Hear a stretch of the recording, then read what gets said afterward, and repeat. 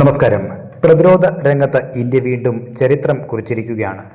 കവ UAV private ലിമിറ്റഡിൻ്റെ കീഴിൽ വികസിപ്പിച്ചെടുത്ത next generation jet powered loitering മ്യൂണിഷനായ ദിവ്യാസ്ത്ര MK3 അതിൻ്റെ ആദ്യ പരീക്ഷണ പറക്കൽ വിജയകരമായി പൂർത്തിയാക്കിയിരിക്കുകയാണ്.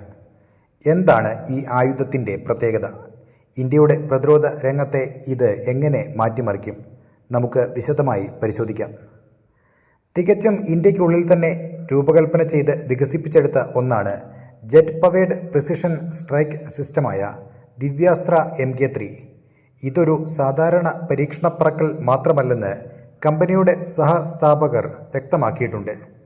ഇന്ത്യക്ക് സ്വന്തം അതിർത്തിക്കുള്ളിൽ തന്നെ ഇത്തരം അത്യാധുനിക ജെറ്റ് പവേഡ് ആയുധ സംവിധാനങ്ങൾ രൂപകൽപ്പന ചെയ്യാനും പറപ്പിക്കാനും സാധിക്കുമെന്ന് രാജ്യം തെളിയിച്ചിരിക്കുകയാണ്.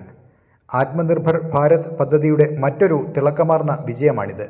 ശത്രു കേന്ദ്രങ്ങൾ കൃത്യതയോടെ തകർക്കാൻ സാധിക്കുന്ന ലോയിറ്ററിംഗ് മ്യൂണിഷനുകളുടെ നിരയിലേക്ക് ജെറ്റ് എഞ്ചിൻ കരുത്തുമായി ദിവ്യാസ്ത്ര MK3 എത്തുമ്പോൾ ഇന്ത്യൻ സൈന്യത്തിൻ്റെ ആക്രമണശേഷി ഇരട്ടിയാണ് വർദ്ധിക്കുന്നത്. അത്യാധുനിക സാങ്കേതിക വിദ്യയിൽ ഇന്ത്യ സ്വയം പര്യാപ്തത കൈവരിക്കുന്നു എന്നതിൻ്റെ ഏറ്റവും മികച്ച ഉദാഹരണമാണിത്. നമ്മുടെ ശാസ്ത്രജ്ഞരുടെയും എഞ്ചിനീയർമാരുടെയും കഠിനാധ്വാനത്തിൻ്റെ ഫലമാണ് ഇത്തരം അത്യാധുനിക ആയുധങ്ങൾ. രാജ്യത്തിൻ്റെ സുരക്ഷ കൂടുതൽ ശക്തമാക്കുന്ന ഈ മുന്നേറ്റത്തെക്കുറിച്ച് നിങ്ങളുടെ അഭിപ്രായങ്ങൾ താഴെ കമൻറ്റ് ചെയ്യുക. കൂടുതൽ പ്രതിരോധ വാർത്തകൾക്കായി ഈ ചാനൽ സബ്സ്ക്രൈബ് ചെയ്യുക. നന്ദി.